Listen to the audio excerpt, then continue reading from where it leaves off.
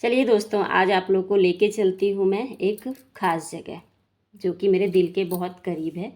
फ़िलहाल यहाँ पे गुप्त नवरात्रि चल रहा है और काफ़ी पुराना ब्लॉग है, पर हाँ एडिट करके मैंने सोचा डाल देती हूँ ताकि एक मेमोरी अपने साथ रहे और आप लोग को भी अपडेट कर सकूँ कि मैं इन दिनों में क्या कर रही थी।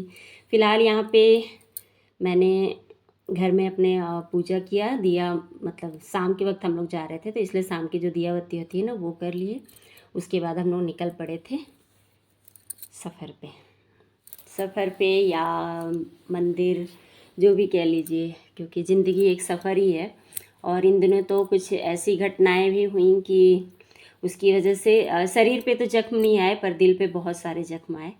खैर, घाव चाहे दिल पे हो चाहे शरीर पे हो धीरे धीरे भर ही जाते हैं।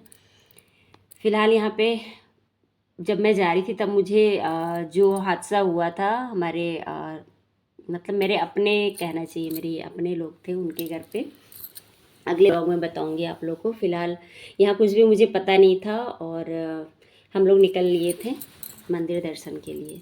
साथ में मम्मी थी, दोनों बच्चे थे और हम लोग। बड़ा बेटा मना कर रहा था क्योंकि उसका नेक्स्ट डे टेस्ट था, पर मुझे ये था कि अभी इतने बड़े हादसे से जैसे दोनों बच्चे ही मतलब अच्छी तरह से मतलब ईज़िली इस हादसे को पार कर पाए और हम लोग सब साथ साथ हैं, पूरे घर में खुशियाँ वापस से हैं। तो इसलिए मैंने सोचा माता रानी को थैंक्स भी साथ में ही बोलेंगे। और बारिश बहुत ही ज़्यादा इधर होने लगा है हमारे बिलासपुर में। आप लोग के यहाँ कैसा है मौसम ज़रूर बताना। वैसे मेरे पापा बता रहे थे उनके यहाँ तो बहुत ही कम बारिश हो रही है। फ़िलहाल यहाँ पे निकल पड़े थे और ये देखो मौसम, मतलब बारिश होने के बाद ना मौसम बहुत ही खुला खुला सा हो जाता है। और कुछ कंफर्म नहीं था कि जाएंगे ही, लेकिन ये था कि हाँ जाना है आज या कल, क्योंकि गुप्त नवरात्रि चल रहे थे तो उसमें मुझे ये रहता है कि माता रानी के दर्शन कर लूँ। और ये देखो यहाँ हमारी मम्मी और मेरे हस्बैंड जी, बहुत ही अच्छे लग रहे थे ये लोग। अचानक से मैंने वीडियो में कैप्चर कर लिया था। और सबसे पहले हम लोग रुके हैं भैरव बाबा के मंदिर। कहते हैं माता रानी से पहले उनके द्वारपाल जी से आज्ञा लेनी पड़ती है। पहले मुझे नहीं पता था तो मैं हर बार क्या करती थी, पहले मंदिर जाती थी, माता रानी के दर्शन करके आके फिर इनके दर्शन करती थी। क्योंकि वैष्णो देवी में ना पहले वैष्णो माता के आप दर्शन करते हैं, उसके बाद आप जाते हैं ऊपर में भैरव जी के दर्शन करने। तो इसलिए मुझे लगता था कि ऐसे ही होगा यहाँ पे भी, पर उन्होंने बताया कि नहीं, ये द्वारपाल हैं।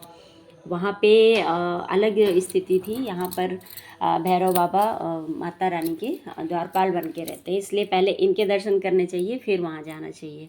तब से जब से ये पता चला है उसके बाद से हम लोग पहले दर्शन करते हैं भैरव बाबा के यहाँ। और यहाँ पे ना ढेर सारी मछलियाँ हैं इस तालाब में, पहले नहीं थी मगर धीरे धीरे फिर जो भी रीजन से या मंदिर प्रांगण वालों ने कराया होगा, वहाँ मतलब बतख हैं, मछलियाँ हैं, तो इनको ना बिस्किट हुए, मुर्रा हुआ, ये सब चीज़ें यहीं पे मिलता है, यहीं से ख़रीद के और सभी खिलाते हैं जिसकी भी इच्छा होती है। तो इस बार हम लोग की भी इच्छा हुई कि चलो कुछ कर लें दान पुण्य। और दान पुण्य ऐसा होता है ना जिसे बताना नहीं चाहिए, मतलब ये ऐसा दान पुण्य है ना कि आप चाह के भी नहीं बता पाओगे कि मैंने इसे दान दिया है। क्योंकि जो मछलियाँ हैं वो एक साथ आती हैं, कौन सी मछली आपका दिया हुआ दान खाई आपको भी नहीं पता होता। तो इसकी जो गिनती होती है ना ये ऊपर वाले के पास होती है। तो इस गुप्त दान को ज़रूर करना चाहिए मेरे मायने, मतलब मेरे हिसाब से। फ़िलहाल यहाँ पे मछलियों को हम लोगों ने खिलाया और उसके बाद आशीर्वाद लिए, फिर निकल पड़े हम लोग माता रानी के दर्शन के लिए। हाँ जी, हम लोग जा रहे हैं रतनपुर महामाया मंदिर। तो सौभाग्य मिला तो आप लोग को भी दर्शन मिल जाएंगे और नहीं मिला तो कोई बात नहीं, पहले तो मैंने पिछले कई वीडियो में आप लोगों को दर्शन कराए हैं। यहाँ पे देखो बच्चे, हस्बैंड और मम्मी भी सब खूब एंजॉय कर रहे हैं। मम्मी भी देख रही थी तो उनके मतलब जो उनको दिया था ना वो ख़त्म हो गया था, तो फिर से मैं लेके गई मम्मी को, मैंने कहा ले लो मम्मी थोड़ा सा और डाल लो करके। और मम्मी की भी अभी तबीयत ना पहले से बेहतर हो रही है धीरे धीरे, तो ये भी एक अच्छी चीज़ है। नहीं तो बीच में हम लोग काफ़ी डर गए थे मम्मी की भी तबीयत को लेकर के। फ़िलहाल यहाँ पे सभी मछलियों को खिलाए और एक अच्छा मतलब एक अलग सा सुकून लग रहा था। पता नहीं है मुझे, क्योंकि मैं सेकेंड या थर्ड टाइम ही खिला रही हूँ, पर इस बार बहुत ही सुकून सा मिल रहा था मुझे।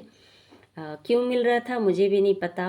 और अगर आप लोगों ने किया होगा तो कमेंट में मुझे ज़रूर बताना कैसा लगता है मछलियों को खिला करके।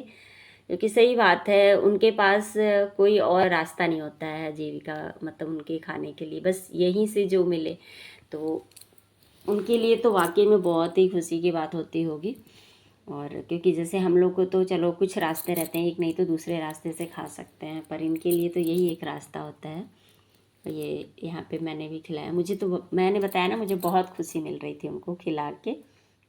और मैं एक साथ कई सारे दे रही थी ताकि जो सब आ रही थी तो मैंने एक निवाले के लिए सब लड़ाई ना करें, जो 2-4 रहे तो उसमें भले लड़ाई हो जाए, क्योंकि यहाँ ना पूरा भरा पड़ा है तालाब। तब मुझे मोबाइल में इतना दिख नहीं रहा था ठीक से, क्योंकि थोड़ा सा हल्का अंधेरा भी हो गया था, लेकिन पूरी मछलियों से ना तालाब भरा पड़ा है। क्योंकि इन मछलियों को पता नहीं निकालते हैं या नहीं, मुझे नहीं मालूम है।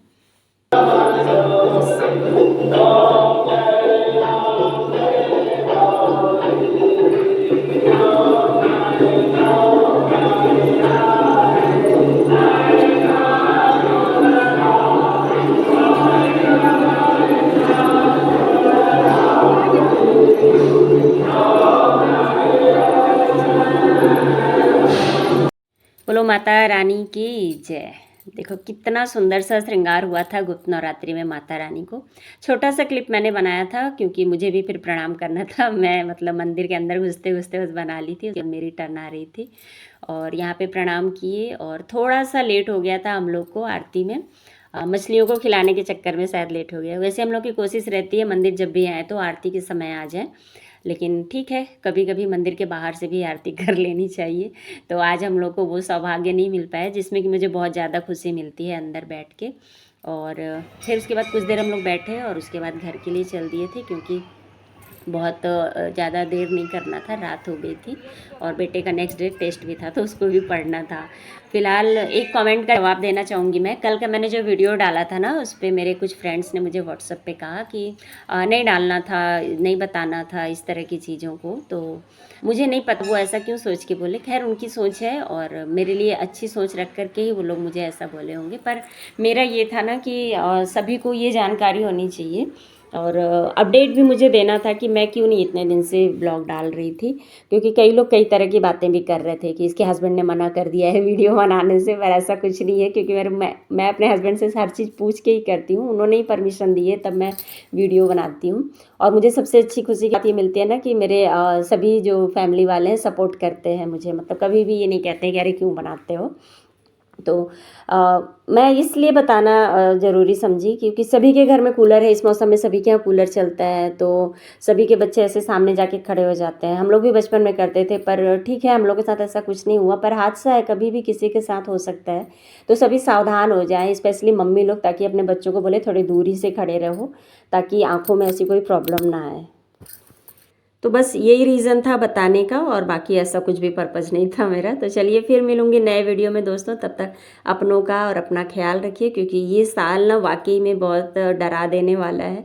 किस किस तरह के हादसे देखने को मिल रहे हैं, अच्छी चीज़ों के साथ साथ बुरी चीज़ें भी देखने को मिल रही हैं। चलिए बाय बाय दोस्तों।